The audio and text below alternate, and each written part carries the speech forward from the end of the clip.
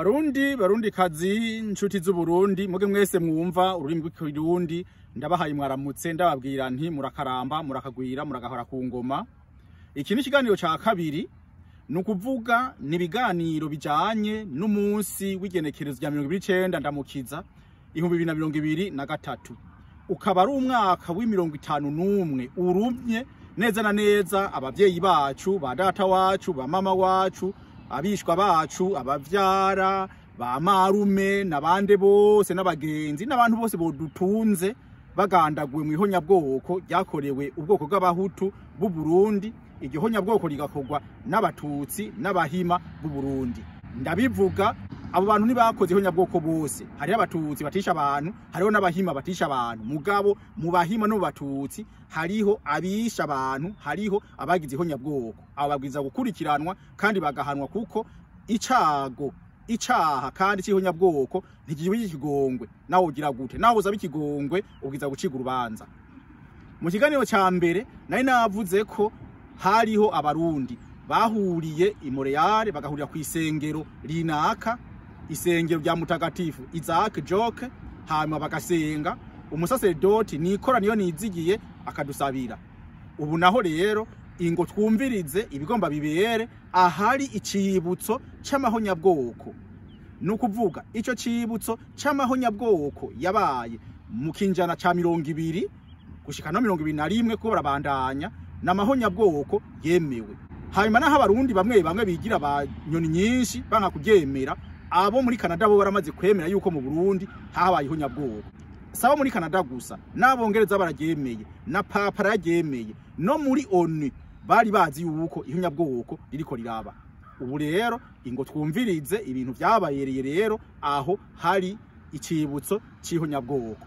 Nibyo nyene ni muvyumvirize, murabanza mwumvirize byatugenjeje hama turumviza n'amajambo amwe ari mu gifaransa kandi sishaka kucenda bihindagura, hanyuma n'ingene vyahavuye bigenda. Uno munsi rero twahuriye hano kugira ngo twibukane agateka abacu bapfuye badacira urubanza.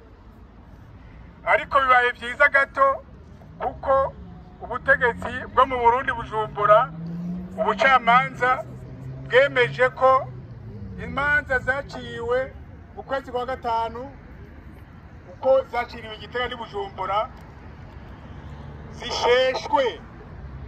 Imanza zo mu 72 mu kwezi kwa gatanu uko zabereye Igitega n'Ibujumbura zose izo manza kasambura manza yarazisheshe.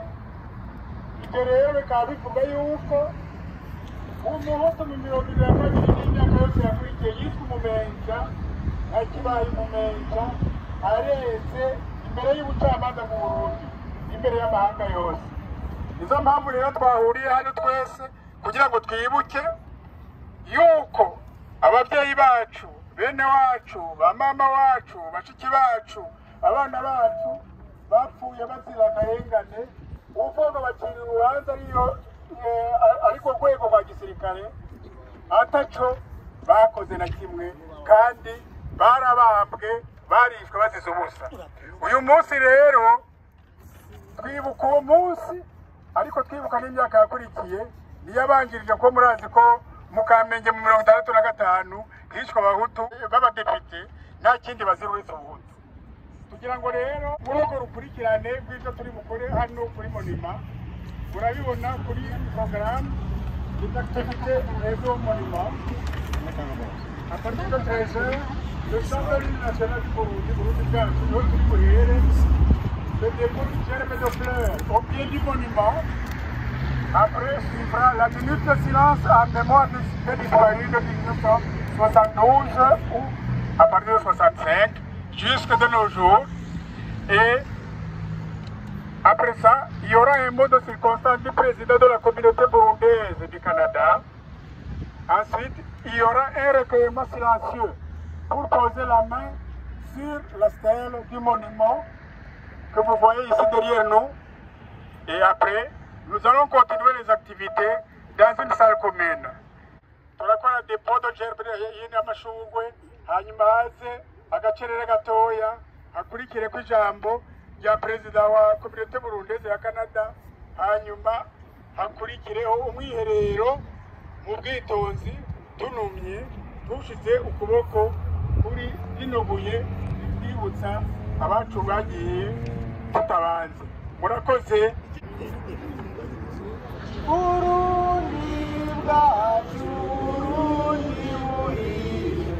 Shinga icumu mu mashinga gabintahe y'ubugabo ku bugingo, warapfunywe ntiwapfuye, warahabishijwe ntiwahababuka.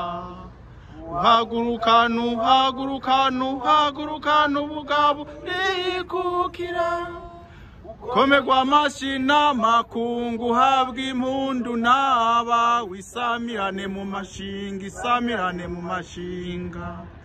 Burundi bwacu ragirya basokuru, ramutswe intahe n'ibihugu, fatanije ishaka n'ubuhizi. Vuza impundu wiganzuye, uwakuganza. Burundi bwacu nkora mutima, kuri twese tugutuye amaboko, umutima n'ubuzima Imana yakuduhaye kudutungire. Horana ubumwe n'abagabo nitekane, sagwa n'urweze, sarwa n'amahoro meza. Chers amis, chers frères, nous avons un représentant du peuple ici parmi nous. Il va nous adresser un petit mot. Je vous remercie. Bonjour tout le monde. Je m'appelle Émilie Tuillier, je suis la mairesse d'Annecy-Cartierville, l'arrondissement ici, où se trouve le monument commémoratif pour les génocides. Donc il a été créé sous l'impulsion de la communauté arménienne. Malheureusement, il y a d'autres génocides et donc c'est un monument vraiment qui est pour tous les génocides et c'est pour ça que je suis ici avec vous aujourd'hui pour commémorer vos disparus et pour vous accompagner dans ce moment de recueillement, ce moment qui est difficile et nous sommes heureux d'avoir pu vous accueillir ici au Canada, au Québec, à Montréal et de plus en plus, en fait, Montréal a toujours été une terre d'accueil. Moi, mes parents sont arrivés à Montréal aussi dans les années 70 et Montréal continue d'être une terre d'accueil. Le Québec aussi est une terre d'accueil. Soyez-en convaincus, nonobstant ce qu'on entend souvent ou parfois dans les médias.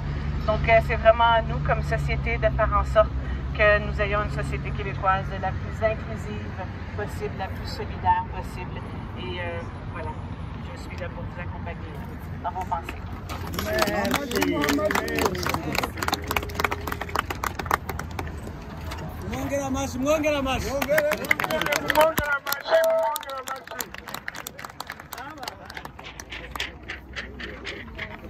De la communauté burundaise du Canada, Madame la mairesse d'Annecy-Cartierville,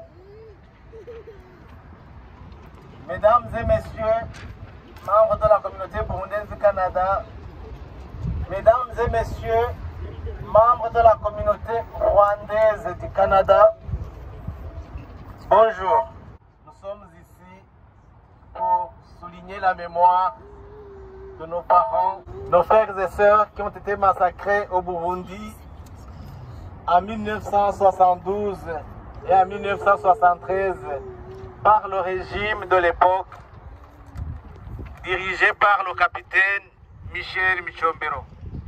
Il n'y a personne qui va comprendre les motifs qui ont poussé ces dirigeants de l'époque pour exterminer tout un peuple. Là, je vais essayer de vous lire une partie d'un communiqué qu'on va envoyer au gouvernement du Burundi, aux Nations Unies et aux nations du monde entier. Il est libéré comme suit. À vous, cher gouvernement du Burundi, l'État vieil, l'État Ngozi, cher gouvernement du Canada, Monsieur le secrétaire général de l'ONU, à vous toutes les nations du monde, chers Burundaises, Burundais, chers amis du Burundi, que la paix et l'unité soient avec vous.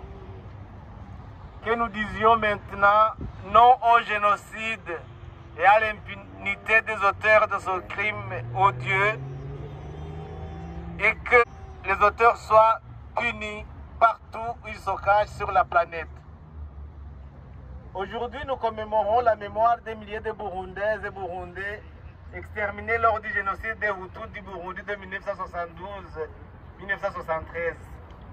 Pour nous, c'est un jour très important car jour après jour, heure après heure, minute après minute, depuis 50 ans, que le gouvernement de Michel Michombero a mené une opération brutale et barbare qui a tué autour de 500 000 Hutus dans le pays. Dans ce que nous disons aujourd'hui, nous insistons pour rappeler à la communauté burundaise et au monde entier que ce qui s'est passé en 1972 et 1973 au Burundi est un plan diabolique qui avait été bien planifié par le gouvernement de l'époque avec beaucoup de soutien de M. Artemo Sibananiye qui visait l'extermination des Hutus afin qu'ils puissent être réduits de 85% à 14% proportion de Tutsis. Ceci est aujourd'hui vérifié et documenté par l'équipe de la commission Vérité et Réconciliation, CVR en sigle, mandatée par le gouvernement du Burundi pour fouiller et apprendre au Burundais la vraie vérité. Cette commission a présenté un rapport clair et détaillé aux deux chambres du Parlement le 20 et le 21 décembre 2021, date à laquelle les membres de ces deux chambres ont approuvé que ce qui s'est passé est bel et bien le génocide des Hutus. Et le responsable de ce génocide, c'est le gouvernement de l'époque qui était dirigé par le capitaine Michel Michombero. Même si le gouvernement du Burundi actuel ne l'a pas encore confirmé, nous Burundaises et Burundais qui avons perdu le nôtre le confirmons. Après tout, nous n'avons pas besoin de la permission de qui que ce soit ou qui nous dise ou qui nous apprenne que nous avons perdu nos parents, nos amis, nos voisins. Qui saura que vous êtes orphelin plus que vous? Qui sait que vous êtes rescapé plus que vous, qui êtes sortis des milliers de cadavres avant de pouvoir vous échapper vers l'exil? Cher gouvernement du Burundi, cher gouvernement du Canada, Monsieur le secrétaire général de l'ONU, chers Burundaises et Burundais, chers amis du Burundi, nous, Burundais de la communauté burundaise du Canada, confirmons que le génocide contre le Hutu du Burundi a bel bien eu lieu. Nous nous appuyons sur les faits historiques suivants. 1. Nos parents, nos amis, nos voisins qui sont morts à l'époque ne se sont pas suicidés, mais ils ont été assassinés, tués, exterminés par le gouvernement de Michel Michombero. 2. Les deux chambres législatives du Burundi ont, après réception du rapport de la commission Vérité et Réconciliation, approuvé que ce qui s'est passé se qualifie comme un crime de génocide. C'est pour cette raison que nous invitons le gouvernement à sortir de son silence, de cesser de traîner les pieds et procéder à promulguer une loi approuvant le génocide commis contre les Hutus en 1972. Partout dans le monde, ce péché est impardonnable, doit être puni sans équivoque. Ici où nous sommes, nous avons un monument dédié aux victimes des génocides du XXe siècle et le nôtre est inscrit sur la paroi interne de la stèle. Ça, c'est un fait de plus qui nous pousse à affirmer haut et fort que oui, nous sommes victimes d'un génocide commis contre nos parents. Même sa sainteté, le pape François l'a dit, il a même condamné. Alors avec tout ça, nous nous demandons pourquoi c'est les étrangers qui finalement reconnaissent ce qui s'est passé contre nous plutôt que le gouvernement de notre pays le fasse. Certains présumés auteurs de ce génocide ont tous fui le Burundi Et certains sont même venus au Canada. Nous sommes bénis parce que le Canada est un pays qui a signé l'accord sur la prévention des violences des droits de l'homme. Nous croyons sans aucun doute qu'il nous sera plus facile de traduire en justice ces présumés quand le temps viendra. Cher gouvernement du Burundi, cher gouvernement du Canada, monsieur le secrétaire de l'ONU, chères nations du monde, chers Burundaises, Burundais, chers amis du Burundi, je conclue ce communiqué en demandant au gouvernement du Burundi encore une fois de promulguer une loi reconnaissant qu'il y a eu des crimes de génocide contre les Hutus au Burundi en 1972 et 1973. Rappelons que selon l'ONU, le génocide est un crime de violence qui ne sera jamais pardonné et où les auteurs doivent être punis. À vous tous qui avez perdu les vôtres, vos parents, vos frères et sœurs, gardez courage et retenez ceci. Si ce n'est pas demain, ce sera après-demain, mais tôt ou tard, ce qui s'est passé au Burundi sera porté à la connaissance de tout le monde et les auteurs seront punis. Et nous que vous voyez ici, nous ne lâcherons pas ce combat aussi longtemps que ce génocide n'est pas reconnu officiellement dans notre pays et aussi longtemps que les auteurs ne sont pas punis. Je vous remercie.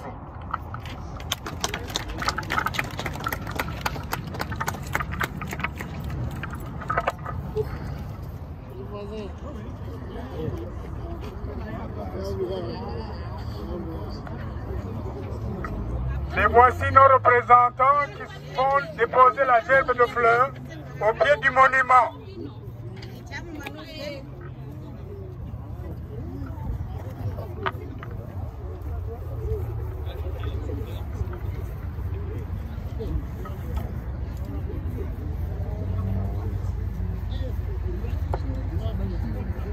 Voilà, nos représentants déposent la gerbe de fleurs au pied du monument.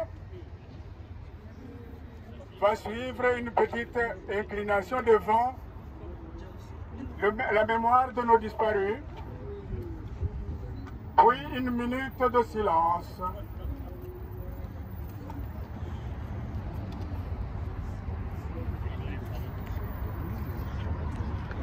Une minute de silence, s'il vous plaît.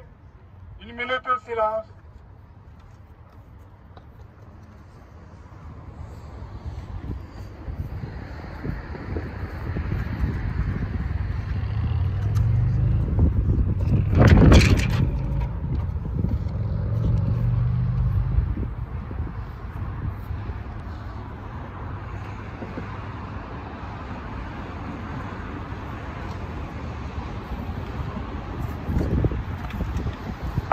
Nous vous remercions beaucoup, que Dieu vous bénisse.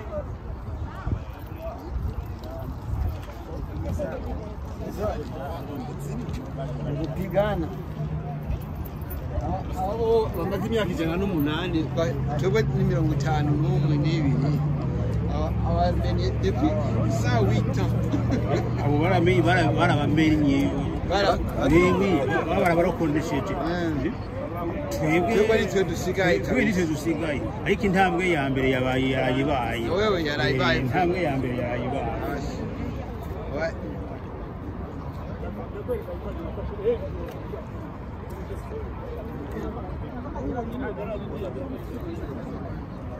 telefone yanze manyera kimwe bitageze kena yarayigishije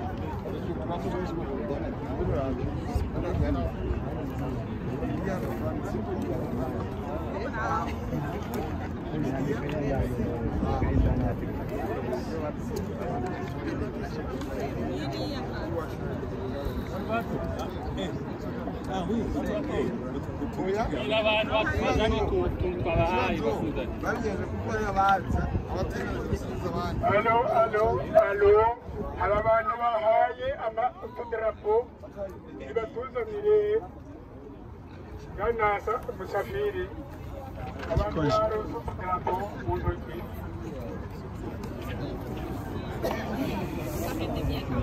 Akira nanjye filime. Hinga.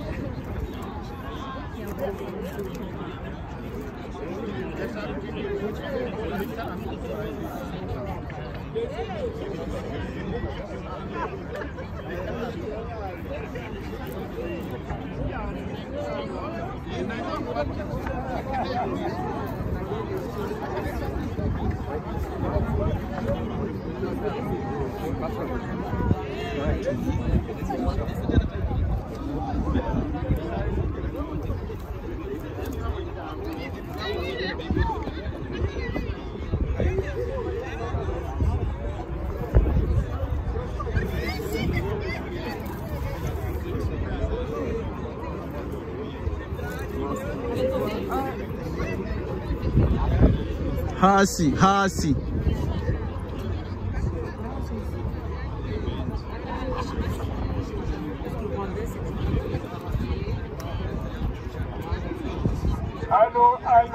Allô. Amadrapo pour le mettre dans le vide là pour qu'on aille déposer dans la salle. Pour qu'on aille déposer dans la salle. Mettez le drapeau s'il vous plaît sur la route. À la voiture blanche qui est ouverte.